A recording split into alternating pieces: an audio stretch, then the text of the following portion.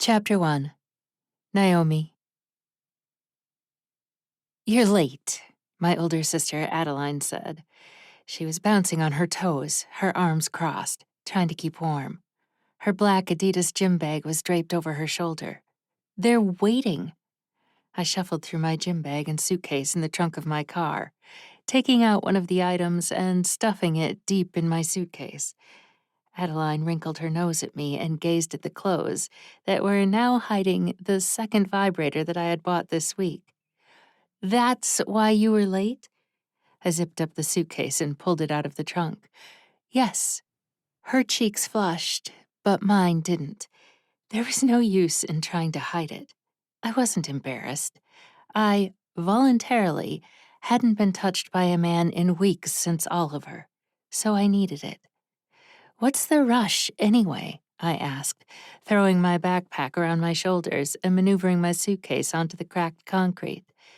Adeline smiled wickedly at me, her dark brown locks blowing against the hood of her forest green Columbia coat. I rolled my eyes. "Not this again, Addie. I already told you that I'm not interested." After I shut the trunk, she tugged on my arm. "Come on, Naomi. I know you'll love them." The bright red lights of Benundo martial arts glowed against the dark backdrop of the night sky. The large glass windows were already foggy, yet I could see the inside was crowded with unfamiliar bodies. The forest that surrounded us was eerily quiet. I highly doubt that. Men around here didn't know anything about pleasing a woman, and this woman had goddamn needs. "Besides, you have terrible taste." I wrinkled my nose. "I mean, Derek?" She growled at me. "Hey, he's my mate." I raised a brow as we walked toward Benundo. "No, you were his mate, not the other way around." I bumped my shoulder into hers. "Remember that you were human like me before he marked you. You're just jealous." Jealous. She knew that I wasn't ever jealous of her being a werewolf. I was strong and smart as a human. That was why the Shadow Crown Pack had hired me. With two alphas who had both been bred for war since they were pups, the Shadow Crown Pack was already one of the strongest packs in this region. But they wanted to strengthen their weakest ties. A war was brewing, and even the strongest pack needed to be ready. Being the only human who trained with the Lycans, the best of the best werewolf warriors around, I had learned from the inside out what a strong pack was comprised of, and so I dedicated myself to helping packs. Addie opened the door and grabbed my suitcase, pulling it in with her. Unlike the stench of body odor, which hit me like a wall, the chatter from within the room came out in waves. We walked around people, trying to find her mate. "Give them a chance." She leaned closer to me and whispered in my ear. "They're twins." "So you get embarrassed when I tell you that I masturbate, but you're fine with pushing me to get fucked by twins?" Derek suddenly appeared in front of us, brow raised. "Whoa, whoa, whoa. TMI, Naomi." Addie kissed his lips and wrapped her arm around his. "I'm trying to convince her that she'll like them." Derek raised his eyebrows suggestively at me, and I shook my head. Men. Goddamn men. Had one thing on their mind all damn day. And so did I. I shifted from foot to foot and surveyed the room. It was filled with lycans and werewolves.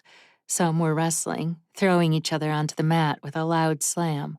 Others were boxing, their fists colliding with each other's faces. And from all the way across the room, two wolves were staring right at me. Two pairs of hazel eyes, dark brown hair, arms covered in tattoos. After taking a few moments to recover, I smiled in their direction. One of them smirked back at me, his dark hair falling onto his forehead slightly. The other didn't smile. Instead, he tightened his jaw, his eyes glowing gold. Addie nudged me. "Told you." "Watch my stuff." I placed my backpack on the ground next to my suitcase. I'm going to use the bathroom. Use the bathroom, Derek commented. Again, Addie's cheeks flushed. Before she could scold me for what I was about to do, touch myself, because I hadn't in nearly 2 weeks, and they were much hotter than I'd expected, I stepped through the crowd. Over everyone's chatter, I heard her say, "You'll thank me later." I glanced over my shoulder at the twins.